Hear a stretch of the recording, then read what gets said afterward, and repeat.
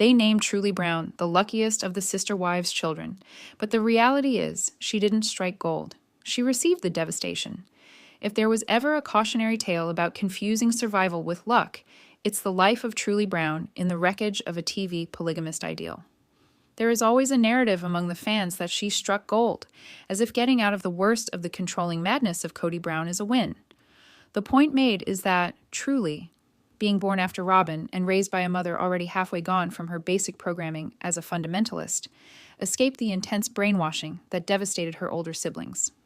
She allegedly received the advantages of their vigilance and was raised in a less damaging home, but to call it a jackpot is similar to congratulating the final passenger to make it off a burning ship for receiving only third-degree burns.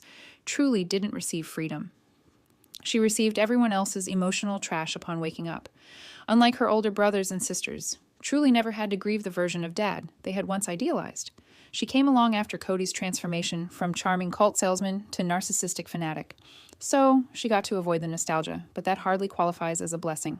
The older children at least recall when their father used to look them in the eye. Truely's definition of father love was a television shrug. What the others were denied, she never experienced. There is no lamented father, no fond memory, only a knowledge that the man who carries her DNA can't be bothered to share her time. Optimists prefer to envision Truely padlocked in a safety net of caring, loving older siblings. It's a sentimental illusion, one that perishes under the most fleeting glance. The truth is that her brothers and sisters are spread out throughout the nation, living their own lives, partners, and trying to reconstruct selves forged in public scrutiny. They do love her, certainly, but closeness and consistency are things none of them can offer. The family life that used to necessitate a schedule of making one's way through shared kitchens and babysitting has devolved into sporadic reunions and telephone calls, and the one sibling nearest her age, the sole possible peer in her shattered universe, is unavailable, collateral damage in her father's pick-and-choose fondness.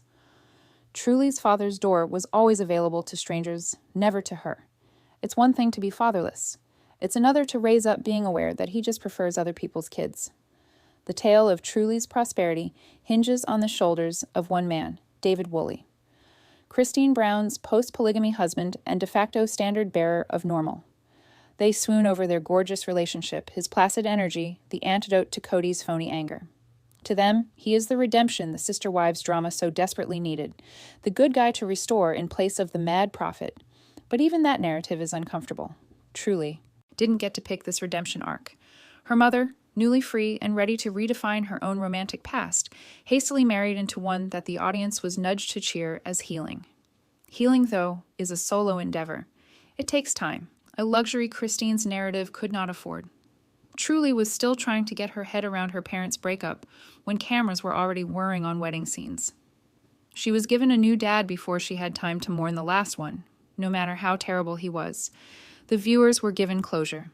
The kid was given a deadline. The defenders of the family contend David intervened wonderfully, taking each child where they were. It's the sort of jargon adults use when attempting to reassure themselves that all is well. But what we've witnessed on screen, about 10 minutes worth of courteous behavior over 2 seasons, doesn't prove much at all. Truel's tense body during the wedding scenes implied tolerance, not love. And why wouldn't it? For most of her life, adults have made entrances as part of a narrative, and not a family. There's a ridiculous argument circulating that Truely narrowly escaped bad luck by having an absent father instead of a bad one. Being ignored totally is somehow not as hurtful as being occasionally manipulated, as if emotional deprivation is preferable to emotional whiplash. In this hall of mirrors, absence is conflated with mercy. Kody's abandonment wasn't passive. It was intentional. He invested himself where worship was assured. Robin's home, the one immune to rebellion. Truely and her brothers didn't fit that playbook. His appearances were guest spots, his love dispensed on television and withheld off camera. The byproduct, a generation of children well-versed in disappointment.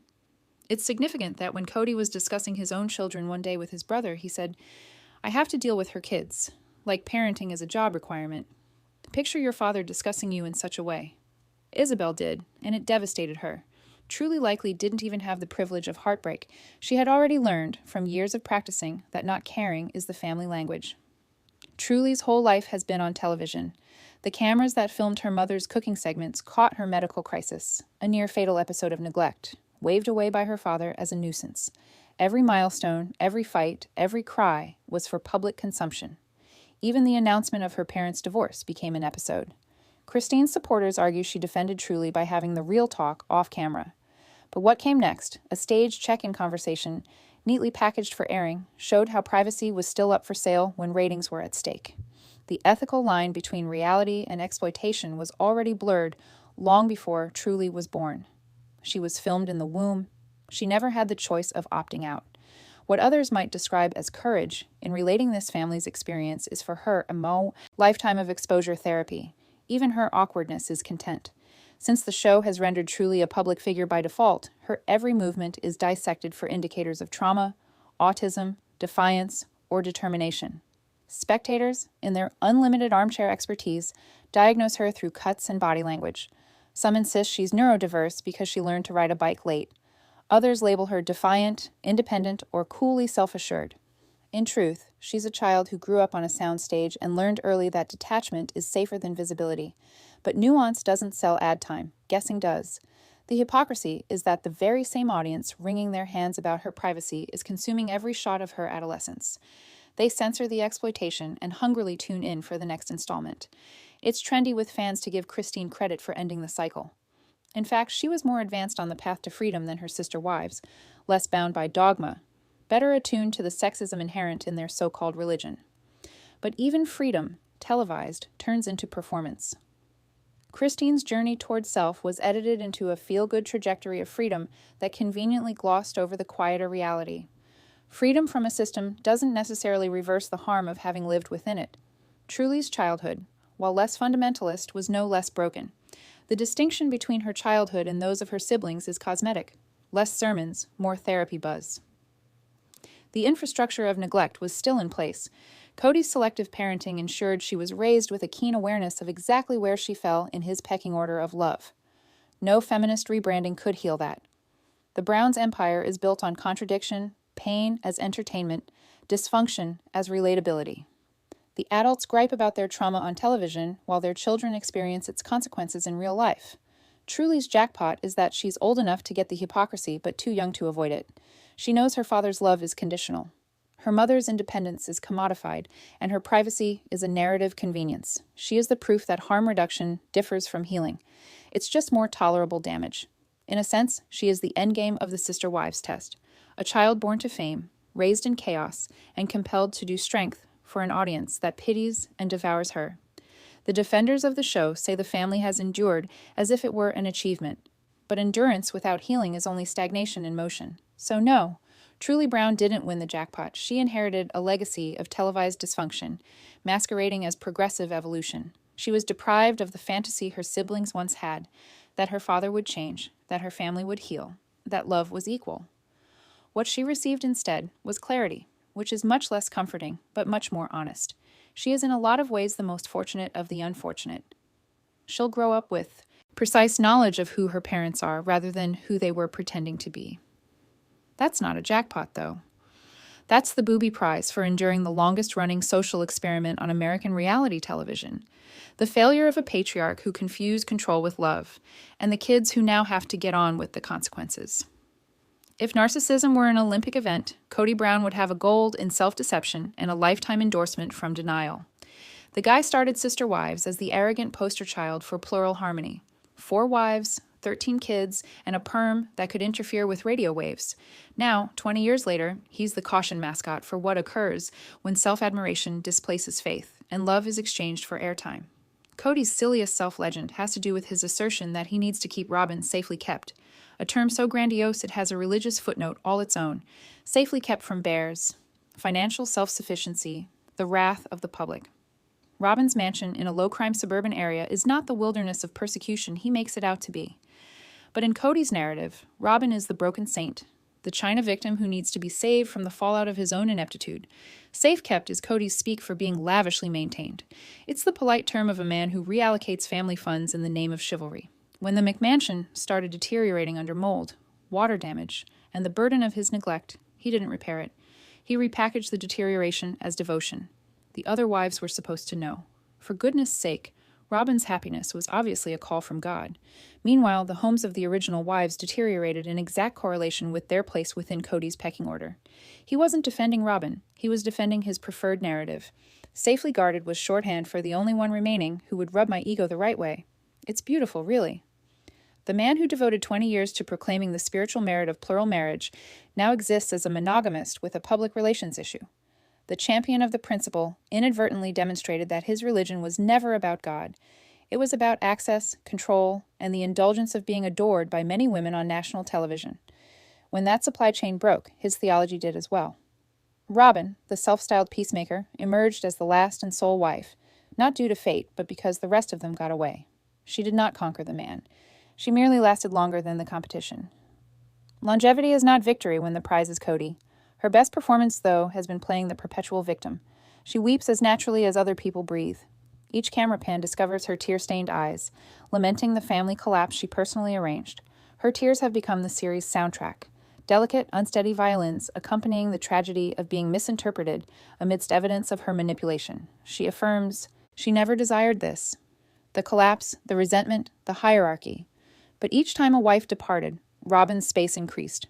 Her power grew, and Kody's devotion hardened towards her.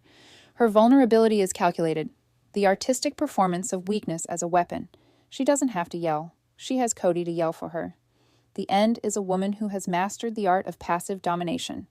She is playing the saint while being the beneficiary of all the emotional casualties. The wives battled for attention. Robin positioned herself as being too pure to battle, and conveniently ended up with all of it. Kody's most horrific achievement is probably the caste system that he created among his own kids. The first 13, products of the first wives, were raised with shifting morsels of attention and a curriculum of disappointment.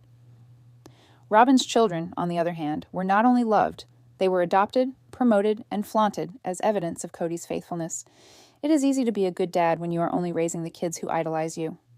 The older children stood in amazement as their dad, the man who hadn't had time to come to spinal surgery or birthdays, turned overnight into a stay-at-home dad to Robin's children. He sat down for dinner with them. He laughed. He was present, something the others were never given except on family filming days.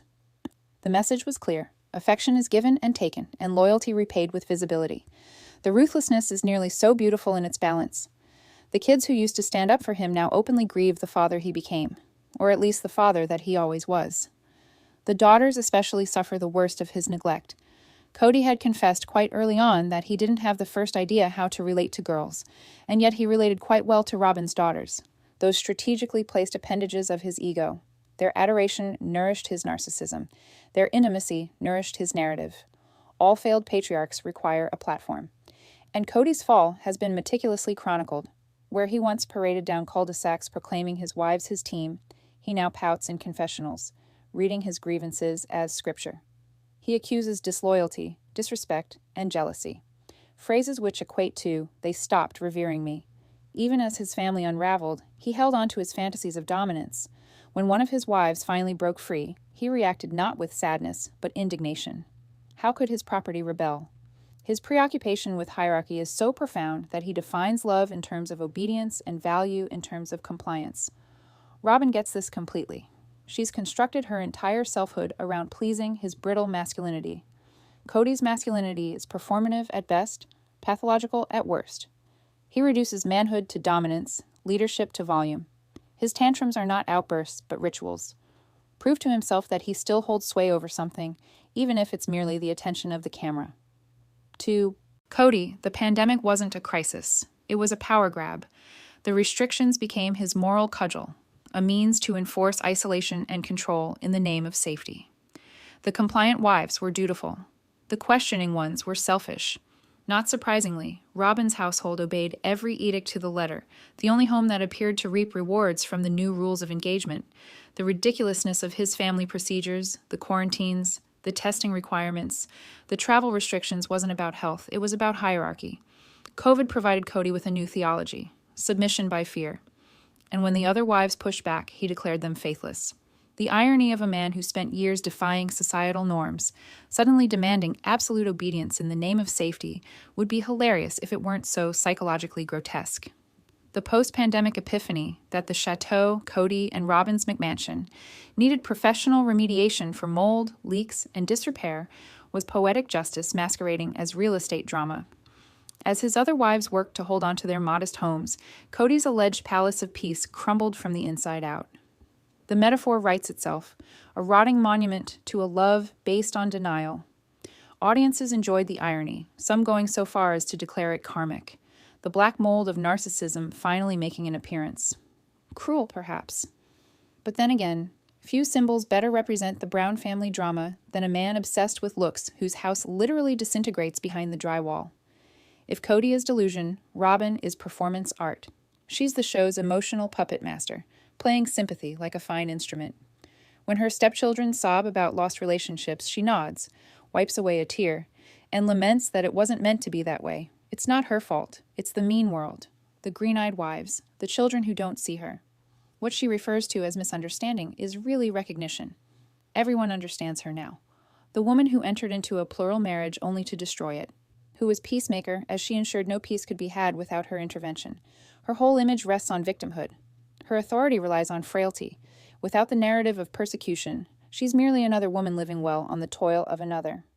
Kody and Robin's romance is one endless PR campaign masquerading as love. She is always demure, always sweet, always the misunderstood muse who never demanded special favors. The adjectives are exhausted as they are true. Her shyness serves control. Her sweetness hides ambition, and her misunderstanding wards off accountability.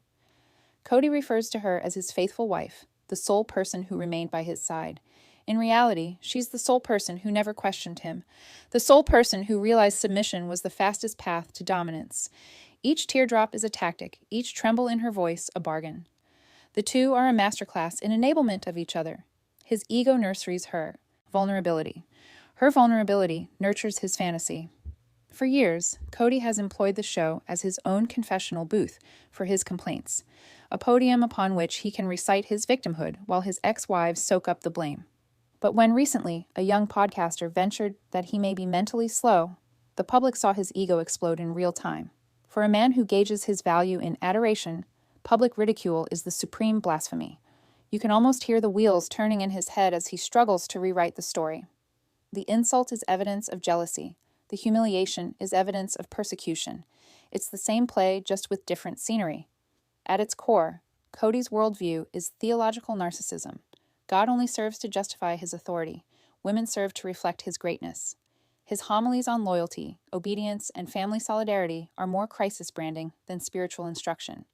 Every wife who deserted him didn't only damage his pride. She shattered his personal mythology. His anger isn't from loss, it's from exposure. The prophet has been exposed as a petty man with control issues and a camera crew. Robin, the devoted disciple, reaffirms the faith.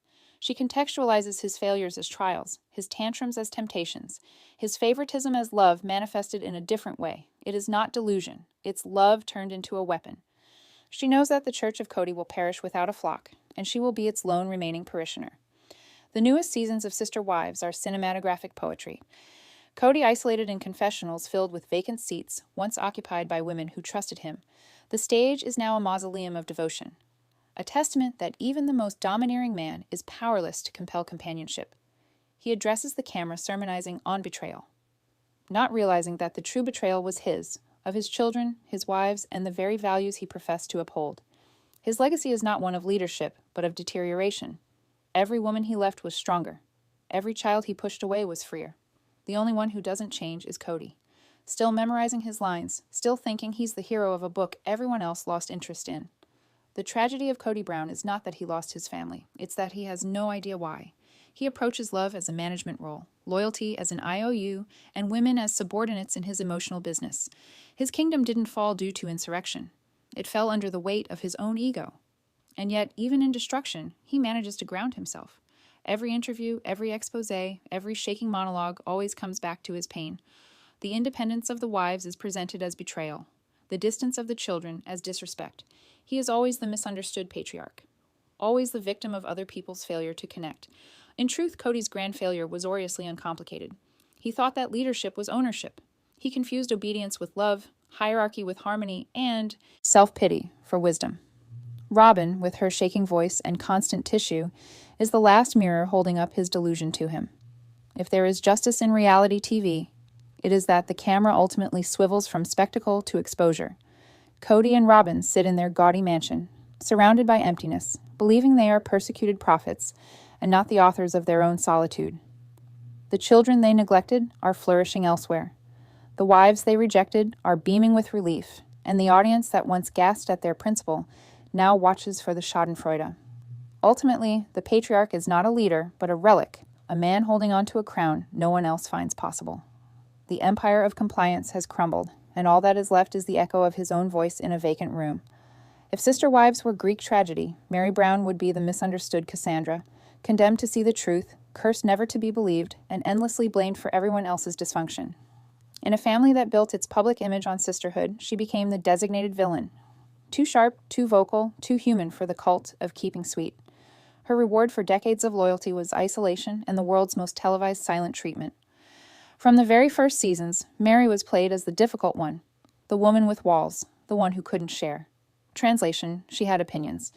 In a system where docility passed for virtue, having boundaries was equated with rebellion. She was a working woman in a family that idealized unpaid domestic labor, and she bore the shame of infertility in a culture that measured womanhood in children.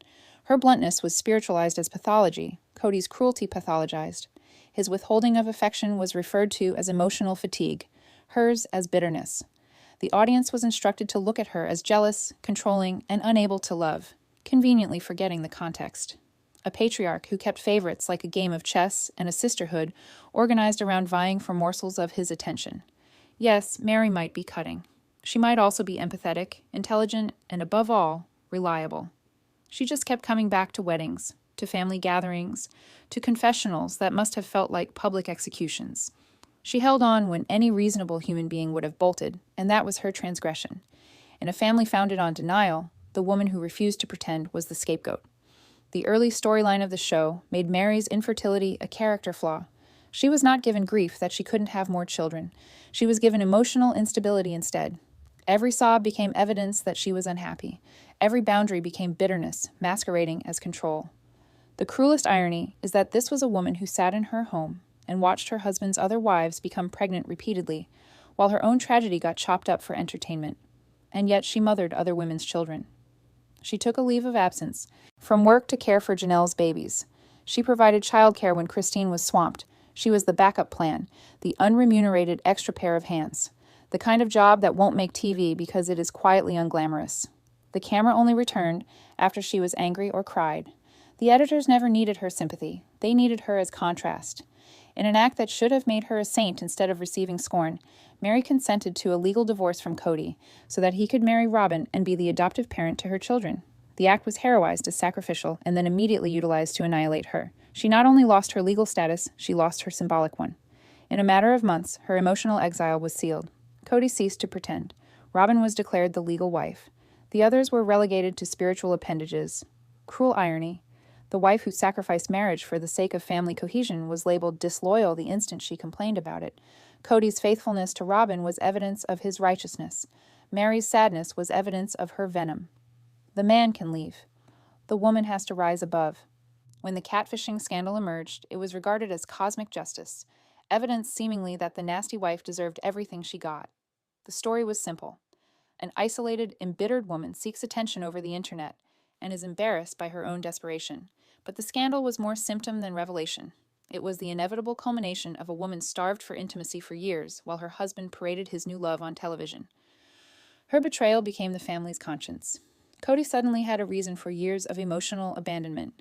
Robin could cry for the sanctity of the family while safe in the home Meri's sacrifices made possible. Christine and Janelle, tired and complicit, could divert their anger at Meri, the shared enemy they no longer had to coexist with. The scandal provided something for everybody. Kody received vindication, Robin received sympathy, and the audience received spectacle. Only Meri received reality. Years later, people still argued over whether Meri was nasty to the children. A generic complaint circled repeatedly with no specifics.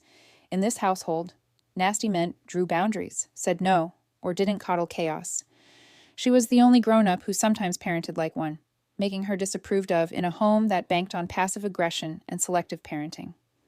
The kids who had once played on her lap later echoed their parents' bitterness, forged by a generation's worth of narrative bias.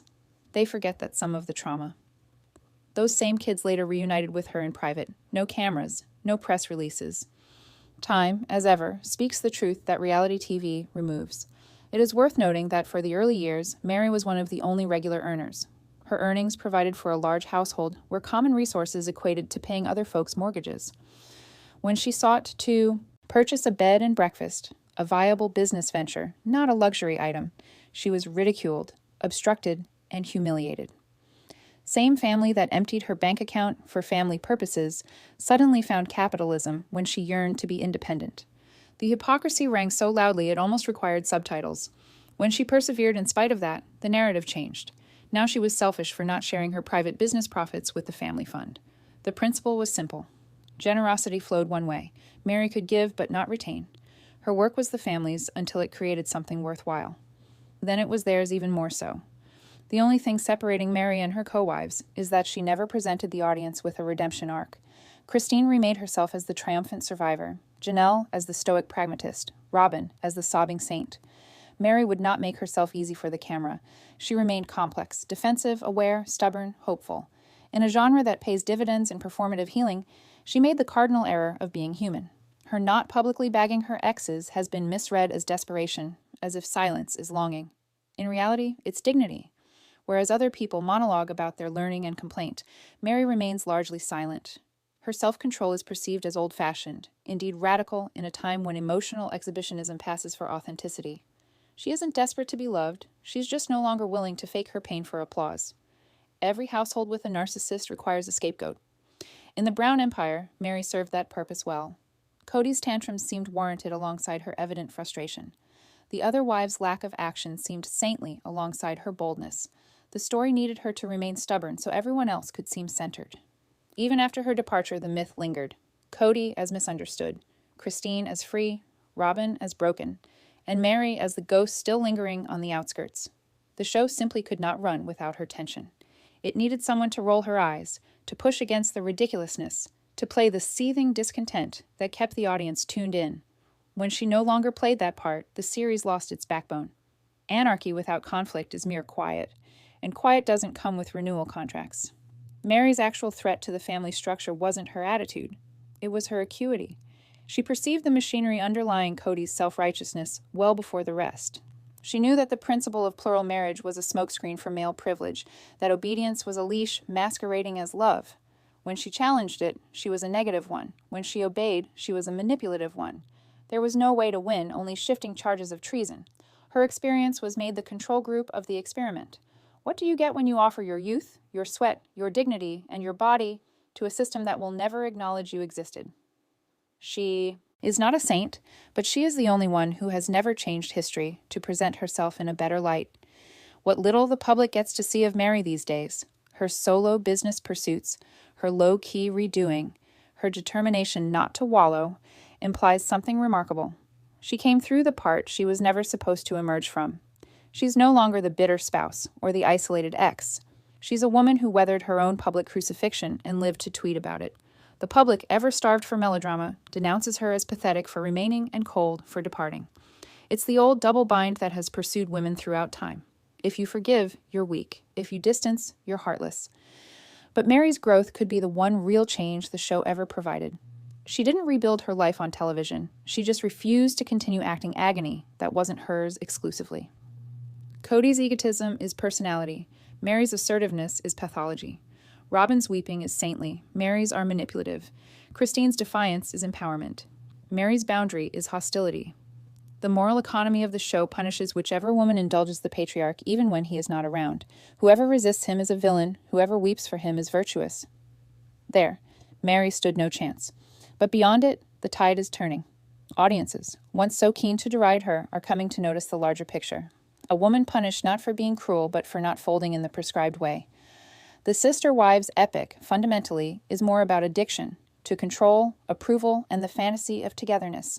Kody was the dealer, Robin the enabler, Christine the escape artist, Janelle the pragmatist, and Meri the cautionary tale. All partook in their respective roles until the supply was depleted. The show now staggers along, an empty ritual of self-preservation disguised as narrative. What is left of Meri in that wake is not defeat, but clarity. She has become the living testament that endurance can outlast adoration. Everyone else departed to seek happiness. She lingered long enough to know why happiness was never an option there. The tragedy and the beauty of Meri Brown's narrative is that she embodies the cost of loyalty in a system that never repaid it. Her loyalty was pathologized, independence demonized, mourning broadcast. She bore the moral burden of an entire family that never repaid her, and yet she walks ahead, bruised, wiser, not willing to burn for their forgiveness. In a society that worships redemption arcs, Meri never received hers because her own does not follow the script. She didn't discover a new bow, cry on demand, or arm herself with her own misery. She just learned how to live without apology. That, ironically, is the one finished reality television can't sell. When the cameras cut and the rest of the cast retreats back into composed normal, Meri is the only one who seems to exist. Imperfect, protective, strong, sometimes unlikable, and very much human. The woman who was once a family scapegoat is now its most true blue survivor. And maybe that is the most subversive finale of all. The woman they tried to erase is the one left with anything authentic to say. If that ethical tightrope made you uncomfortable, good. That's where the truth resides. Subscribe to Soul Sister Wives for more.